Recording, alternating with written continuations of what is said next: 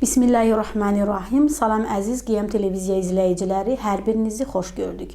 Ramazan Sonsuz Rəhmət adlı proqramımızda yenidən sizlərin qarşısındayıq və biz Qədr gecəsi barəsində olan mövzu və suallarımız bugün sizlər üçün yenə də davam edəcəkdir və bizim bugünkü qonağımız yenə də ilahiyyatçı Şahnaz Həsənovadır. Xoş gəlibsiniz Şahnaz xanım.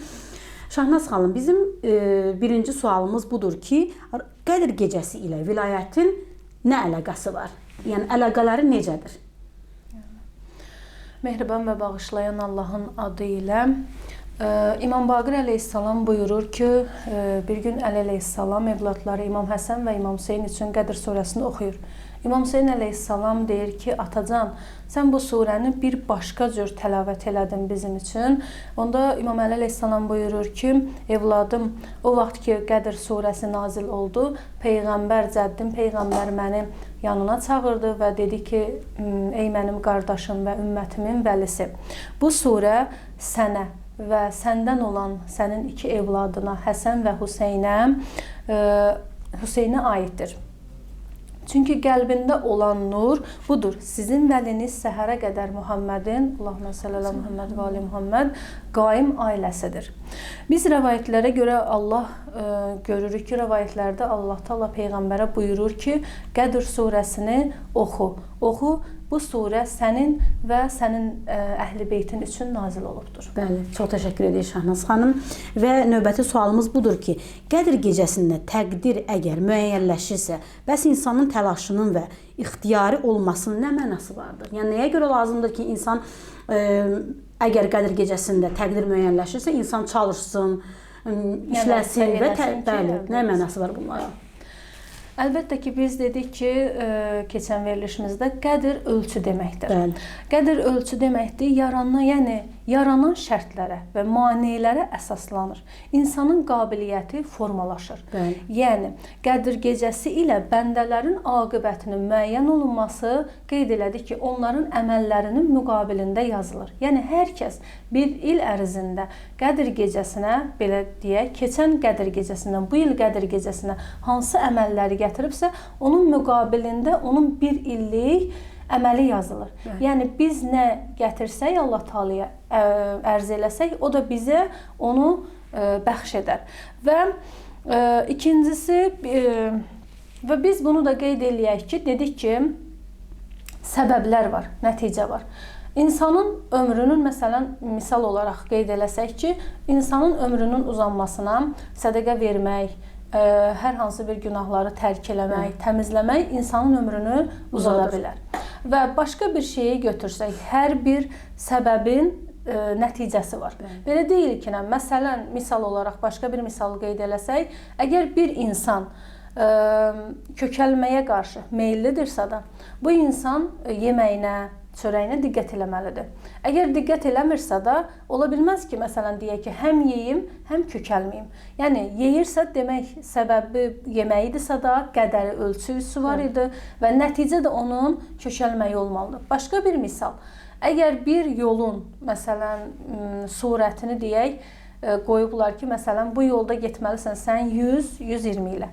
Bu insan buna diqqət eləmirsə də, 180 ilə gedirsə də, yəni qədəri özü təyin elədi, ona bu yolda bu surətlə gedilməyi deyilmişdi. Buna riayət eləmədi və bu qədərdən üstün getdiyinə görə... Deyilən qədəri aşdısa. Bəli, qədəri aşdısa da, ölçünü aşdısa da, artıq nə olmalıdır? Qəza baş verməlidir. Yəni, bu öz iradəsi ilə biz dedik ki, insan öz şüuru və iradəsi ilə öz xoşbəxtliyini və bədbəxtliyini təyin edir. Eyni məsələn, bir ata-anadan iki qardaş dünyaya gələ bilər, amma bunun biri xoşbəxtlik yolunu seçib kəmalata yetişə bilər, digəri isə azğınlıq yolunu seçib azğınlığa yetişə bilər.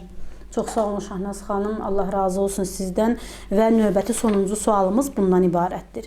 Qədr gecəsi ən gözəl işlərlə məşğul olmaq üçün hansı əməllər məsləhət görülür? Hansı əməllər etməliyik ki, Qədir gecəmiz gözəl və Allah bəyəndiyi şəkildə keçsin? Bəyəndiyi şəkildə olsun, bəli.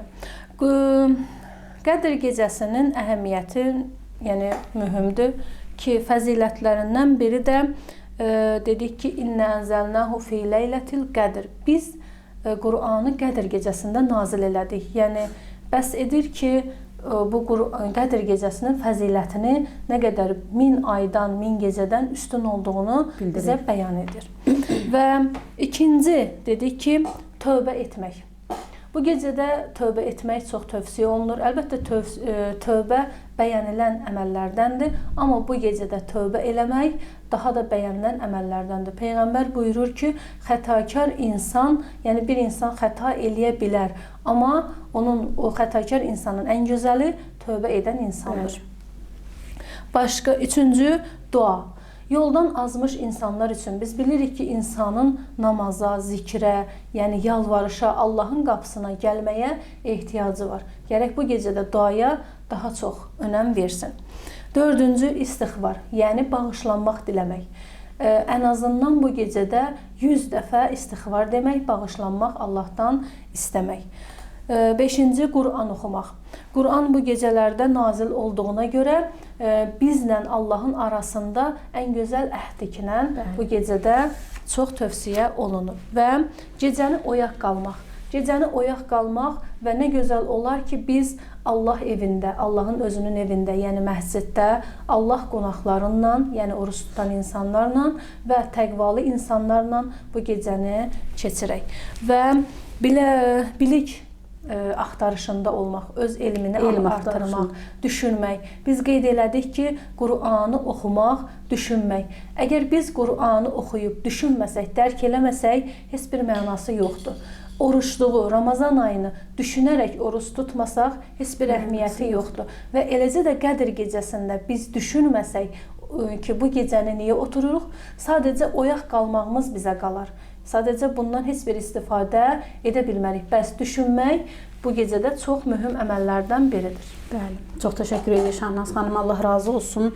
Bəli, əziz izləyicilər, Şahnaz xanımla dediklərindən məlum olur ki, hər birimiz, biz müsəlmanlar gərək Qədir gecəsini dərk edək. Gərək Qədir gecəsini gözəl şəkildə, Allah bəyəndiyi, Allah istədiyi şəkildə keçirək ki, bir illik qəza və qədərimiz ona görə bəyan olsun, ona görə yazılsın. Allah Taala bizləri Qədir gecəsinin həqiqətini dərk edənlərdən qərar versin inşallah. Əssalamu aleykum və rəhmətullahi və bərəkatuhu.